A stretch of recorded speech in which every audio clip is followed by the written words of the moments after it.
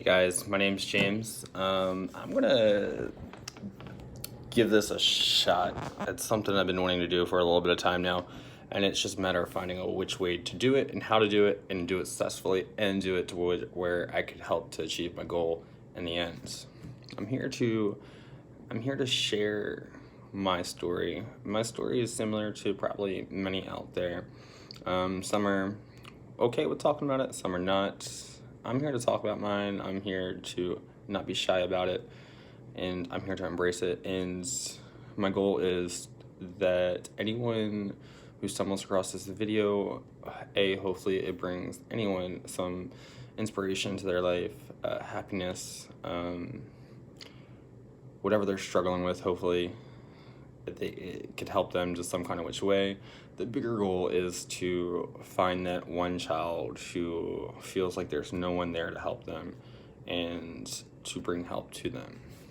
So right now, I am on a layover at work in Panama. Sounds extraordinary, yeah, but nah, it's just here for the night. I'll be out of here tomorrow morning. So let's not do that. We put the camera the wrong way. Alright, so I'm 29 years old. I was born in Baltimore, Maryland. I still live in Baltimore, Maryland. I'm sorry. Let me stop lying. I live outside of Baltimore, Maryland currently, but still live in Maryland. I'll probably mostly live in Maryland, probably most of my life. It's home. I love being home. I was born in 1990 at Harper Hospital. And I was born 3 pounds and with heroin and coke both in my system. My mom, unfortunately, was a drug user, and therefore she was not able to carry full term, and I came a little early. But here I am, 29 years old, and healthy, and wouldn't change any of it for the world.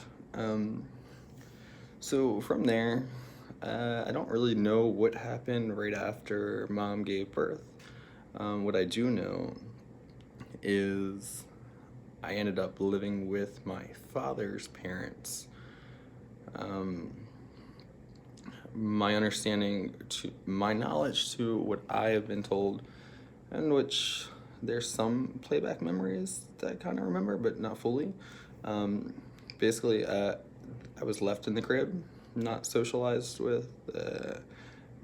Family members would come visit, and I would apparently still be in shitty diapers and, in a crib just crying and whatever.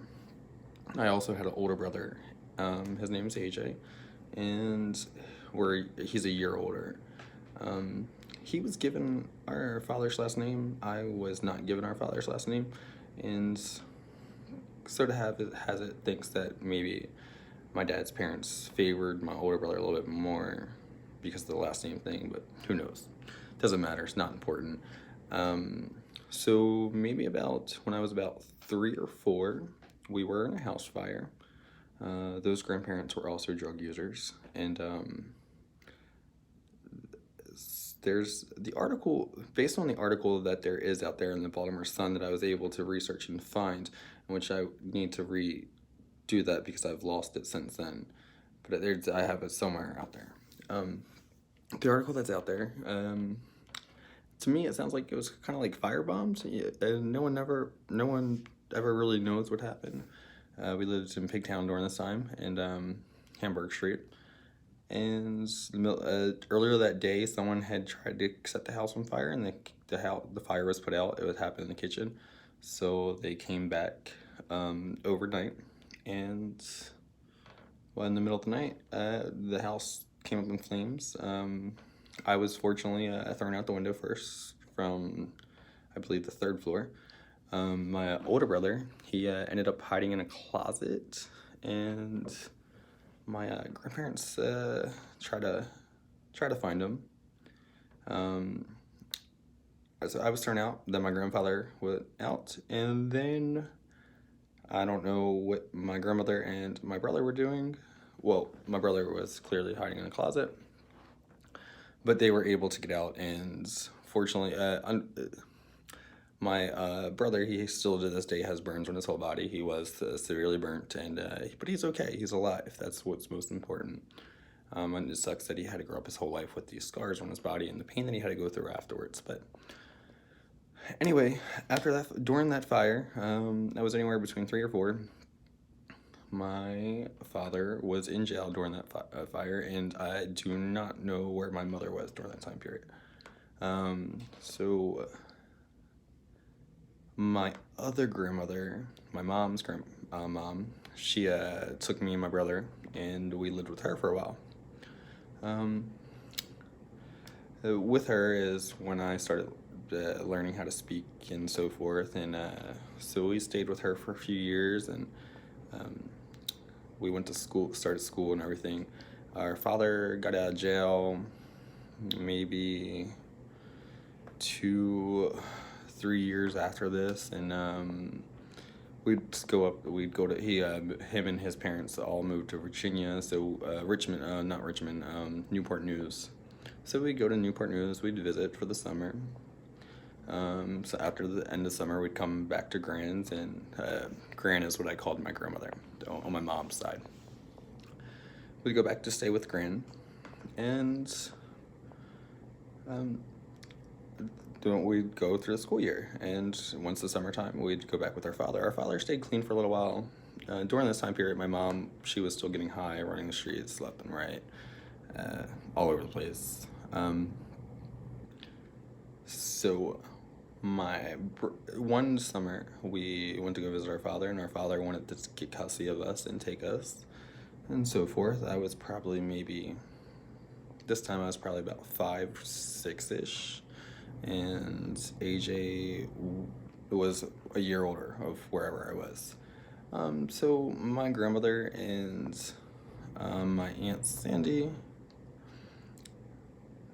and I don't know who all else, but they came to Newport News, and we all went out to Busch Gardens and stuff. And I remember, still to this day, I remember clear as day being on the boat at Busch Gardens and crying to my grandmother because I told her what my father's plans were, and that was to keep us.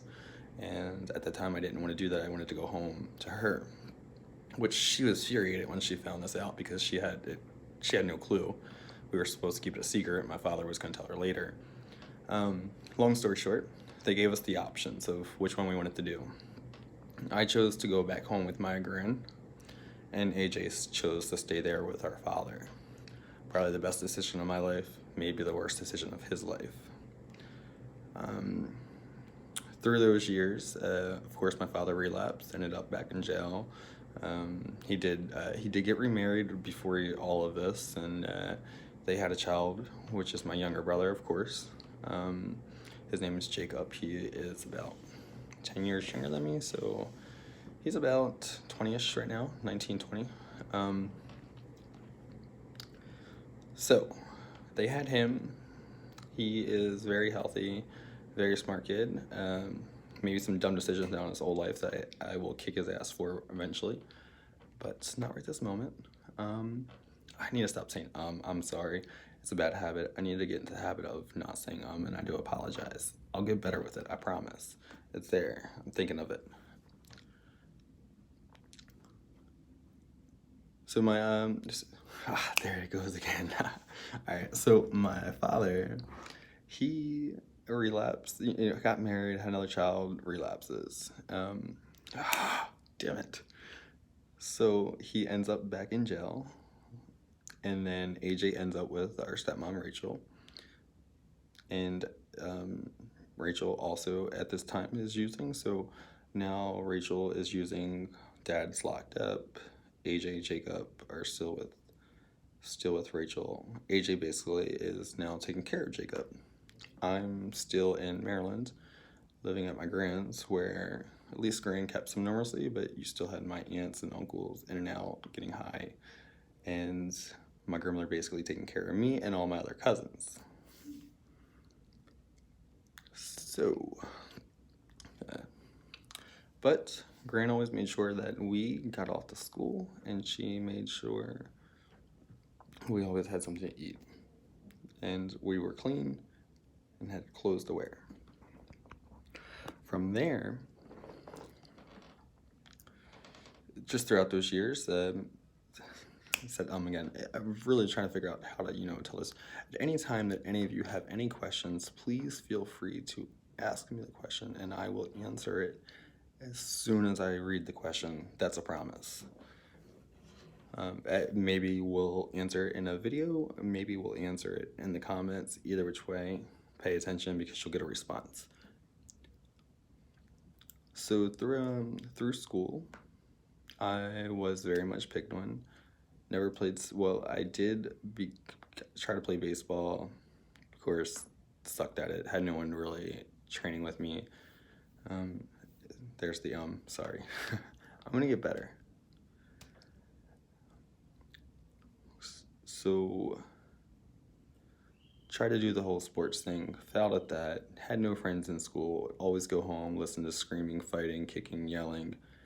Always watching the grown adults nod out. Watch my grandmother be stressed out that the kids are doing this, doing that.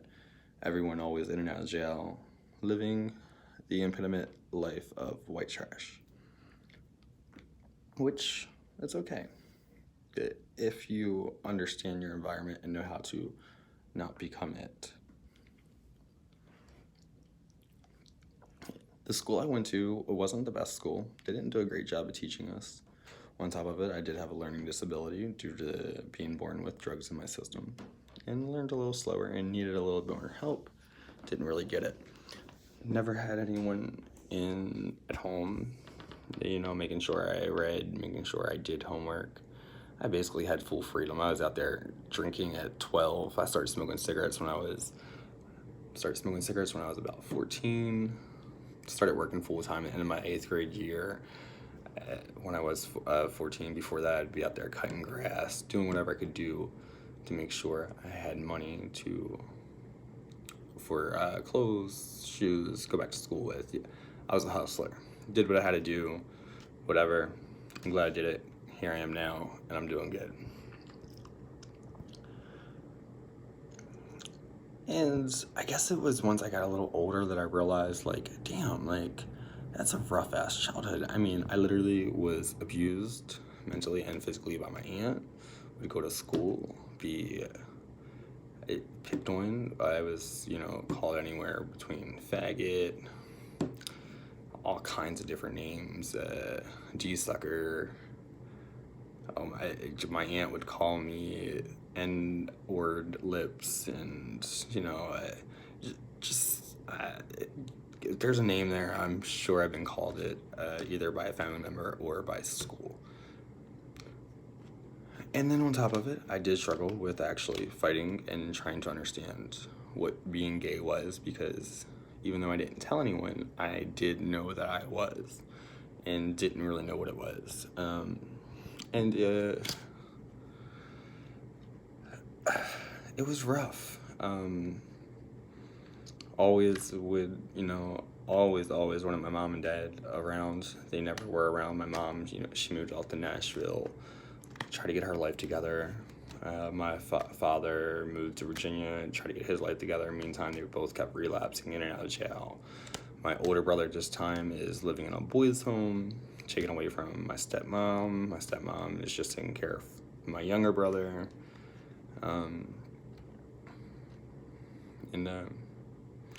I was still in Baltimore, separated from all of them, and with my grandmother, and with an extremely abusive aunt. I lived with all my cousins at one point in time, but mostly at all times lived with my cousin Nisha and my cousin Zach, which were Stanny's kids. Once Zach came in the picture, my childhood was bye-bye, because everything evolved around him. If he wanted something, I had to do it. If he wanted something that was mine, I had to give it to him. If it was just full-time, always 100% his way. Nothing of me mattered. It was, if he wanted it, he got it. He was 100% spoiled. And it's hard to explain. And one thing I've never done, which I need to do, is I should start going to counseling and kind of just get all of this out, because as I'm getting older and I'm getting a little bit more settled and comfortable in my life, I'm realizing, like, damn, like, you're still struggling with stuff that you had to deal with as a kid, and that's okay. And I'll get there. Sorry. I'll get better in time with the ums. Each time that I'm quiet, it's me trying to think of what I want to say without using the word What I really should do is just jot everything down and then come here and read it off the paper. But then it just doesn't feel as legit, or as there's a different word that I want to use and I can't think about it.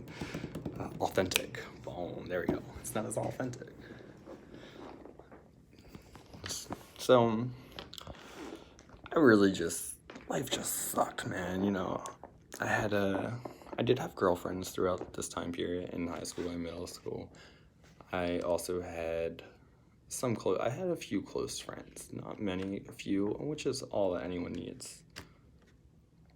Ashley, she's still this day, my very best friend. I'm out of school now for a little over 10 years, and out of everyone from high school, her and I are the two that still talk. She has since then moved to Nashville as well. Damn Nashville, taking all my loved ones. But we still stay in touch, so that's all good.